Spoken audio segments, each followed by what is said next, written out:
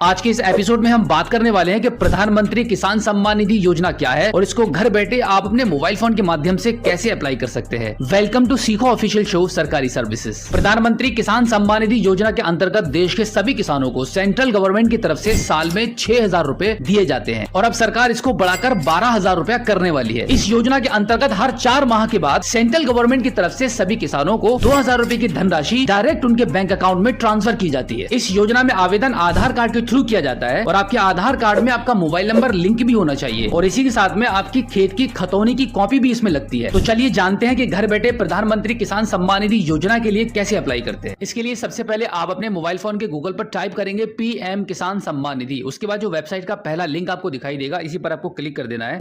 अब यहाँ पर आप देखेंगे आपको 3 ऑप्शन मिलते हैं। पहला ऑप्शन रहेगा न्यू फॉर्मर रजिस्ट्रेशन, दूसरा है ईकेवाईसी और तीसरा है नो योर स्टेटस। तो सबसे पहला वाला जो ऑप्शन है न्यू फॉर्मर रजिस्ट्रेशन, इस वाले ऑप्शन पर आप क्लिक करेंगे। अब यहाँ पर आपको 2 ऑप्शन मिलते हैं। पहला ऑप्शन रहेगा रूरल फार्मर रजिस्ट्रेशन और दूसरा है अर्बन फार्मर रजिस्ट्रेशन। तो अगर आप रूरल एरिया से बिलोंग करते हैं तो पहले वाले ऑप्शन को चूज कर लेंगे और अगर आप सिटी से बिलोंग करते हैं तो अर्बन वाले ऑप्शन को चूज करेंगे। तो इस केस में अभी हम रूरल फार्मर रजिस्ट्रेशन वाले ऑप्शन को चूज कर लेते हैं। अब यहाँ पर आपको आपका आधार कार्ड का नंबर एंटर करना पड़ेगा। उसके बाद आपके आधार कार्ड में जो मोबाइल नंबर लिंक है वो नंबर यहाँ पे आप एंटर करेंगे। उसके बाद स्टेट वाले ऑप्शन पर क्लिक करेंगे तो यहाँ से आपका जो भी स्टेट रहेगा उस स्टेट को आप चूज करेंगे।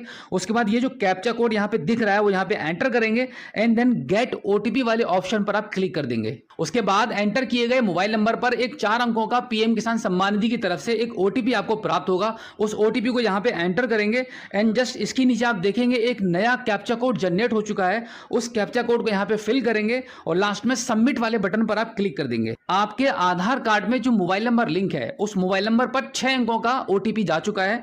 उस ओटीपी को यहां पर आपको एंटर करना होगा। ओटीपी एंटर करने के बाद जहां पर आपने ओटीपी एंटर किया है उसके जस्ट ऊपर एक नया कैप्चा कोड जनरेट हुआ है। अधिकतर लोग यहीं पर मिस्टेक कर देते हैं और बार बार ओटीपी डालते हैं, वेरीफाई करते हैं, हो नहीं पाता है। तो आपको जस्ट आधार कार्ड वाला ओटीपी एंटर करने के बाद ऊपर देखना है ये जो कैप्चा कोड यहाँ पे जनरेट हुआ है, इस पुराने वाले कैप्चा कोड को यहाँ से हटाकर इस नए वाले कैप्चा कोड को आपको एक बार फिल कर देना है सही से। कैप्चा कोड फिल करने के बाद आप सबसे नीचे आप देखेंगे वेरीफाई आधार लिखा हुआ है, यहां पर आपको क्लिक करना होगा। अब यहां पर आप देखेंगे सबसे पहले आपका स्टेट आपको दिखाई दे रहा है, इसके जस्ट नीचे आपका डिस्ट्रिक्ट लिखा हुआ है। यहां से आपको आपका डिस्ट्रिक्ट चूज करना है। डिस्ट्रिक्ट चूज करने के बाद सब डिस्ट्रिक्ट चूज करना है। उसके बाद आपको आपका ब्लॉक चूज करना रहेगा एंड देन लास्ट में आपको विलेज वाला ऑप्शन मिलेगा। तो यहां पर सिलेक्ट विलेज वाले ऑप्शन पर क्लिक करेंगे। अब आपका जो भी गांव है उसको आप यहां से चूज कर लेंगे। गांव का नाम सिलेक्ट करने के बाद इसके जस्ट नीचे फार्मर पर्सनल डिटेल्स आ जाएंगी। यहां पर आपका नाम लिखा हुआ आ चुका है, जेंडर आपका ऑलरेडी सिलेक्ट है। अब यहां पर आपको कैटेगरी वाले ऑप्शन को चूज करना होगा। अब आपकी जो भी कैटेगरी रहेगी उसको आपको यहां से सिलेक्ट करना है एंड देन यहां पर फार्मर टाइप आपको चूज करना है। फार्मर टाइप में ऑलवेज आपको 2 ऑप्शन मिलते हैं, पहला रहेगा स्मॉल और दूसरा रहता है अदर। तो हमेशा आपको स्मॉल वाले ऑप्शन को ही चूज करना है। उसके बाद सिलेक्ट आईडी टाइप में आपका आधार कार्ड लिखा रहेगा जो कि ऑलरेडी सिलेक्ट है, उसको सिलेक्ट ही रहने दीजिए एंड देन इसके जस्ट नीचे आपका मोबाइल नंबर आ रहा है और आपके आधार कार्ड में आपके गांव का जो भी एड्रेस था वो ऑलरेडी यहां पर फिल हो चुका है। अब इसके बाद यहां पर आपका डेट ऑफ बर्थ आ रहा है एंड देन इसके नीचे आप देखेंगे एक्सेप्टेंस फॉर पीएम किसान मानधन योजना। ये भी है गवर्नमेंट की एक स्कीम है। अगर आप इसको लेना चाहते हैं तो यहां पर आप क्लिक करेंगे तो यस कर देंगे, अदरवाइज आप इसको नो कर दीजिए। अब इसके नीचे आप देखेंगे यहाँ पे लिखा हुआ है ओनरशिप लैंड होल्डिंग। इसके आगे 2 ऑप्शन लिखे हुए हैं, पहला रहेगा सिंगल और दूसरा है ज्वाइंट। इसका मतलब है कि आपका जो खेत है जहां पर आप खेतीबाड़ी करते हैं अगर आपके ही अकेले नाम पर है तो आप सिंगल वाले ऑप्शन को चूज करेंगे और ज्वाइंट वाले ऑप्शन को तब चूज करेंगे जब आपकी फर्द में, आपकी खतौनी में मल्टीपल लोगों के नाम ऐड है। अब इसको थोड़ा सा ऊपर की साइड में स्क्रॉल करेंगे तो आप देखेंगे यहाँ पर आपको आपकी जमीन की डिटेल्स को एंटर करना पड़ता है, जैसे कि आपका खाता नंबर, सर्वे या खसरा नंबर, एरिया, आपका खेत कितने एरिया में है और उसके नीचे आप देखेंगे यहाँ पर आपका लैंड ट्रांसफर स्टेटस आपको बताना होगा कि आपकी ज़मीन जो आपके नाम आई है वो 2019 से पहले आई है या 2019 के बाद आई है। उस वाले ऑप्शन पर आपको चूज़ करना पड़ेगा एंड देन यहाँ पर आप देखेंगे लैंड ट्रांसफर डिटेल्स वाले ऑप्शन पर क्लिक करेंगे तो यहाँ पर आपको ये बताना होगा इसके लिए आपकी जो जमीन है वो आपके नाम कैसे आई है। तो इसमें से जो भी ऑप्शन आपके लिए सूटेबल रहेगा, जिस प्रकार से भी आपकी जमीन आपके नाम आई है उस ऑप्शन को आप यहां से चूज कर लेंगे। जैसे कि हमने यहां पर डेथ ऑफ फादर वाले ऑप्शन को चूज किया है। अब इसके नीचे आपको ये डेट बतानी पड़ेगी कि कौन सी डेट में ये जमीन आपके नाम ट्रांसफर हुई थी। उसके बाद आप देखेंगे यहाँ पे छोटा सा लिखा हुआ है पट्टा number /RFA।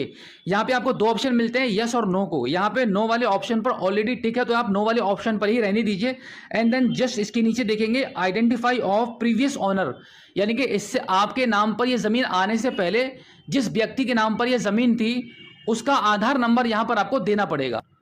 And then add वाले ऑप्शन पर आप क्लिक कर देंगे। जैसे ही आप ऐड वाले ऑप्शन पर क्लिक करेंगे तो आपकी जो खेत की जो डिटेल्स है वो यहाँ पे दर्ज हो जाएगी। उसके बाद सबसे नीचे आप देखेंगे यहाँ पर अपलोड सपोर्टिंग डॉक्यूमेंट्स लिखा हुआ है, यानी कि अब यहाँ पर आपको आपके खेत की फर्द यानी कि जो खतौनी है वो यहाँ पर आपको अपलोड करनी पड़ेगी। अब आपकी खतौनी को अपलोड करने से पहले यहाँ पर एक पॉइंट की बात मैं आपको ये बता दूं, जो अधिकतर लोग गलती करते हैं आपको कभी नहीं करनी है। अगर आप वो गलती करते हैं तो आपका फॉर्म ब्लॉक लेवल से ही रिजेक्ट होता रहेगा। अब आप ये समझ लीजिए कि आपको गलती क्या नहीं करनी है कि आपकी जो खतौनी है वो आपकी तहसील से जाकर आपको निकलवानी है, जिस पर आपकी तहसील की मोहर भी लगी होनी चाहिए।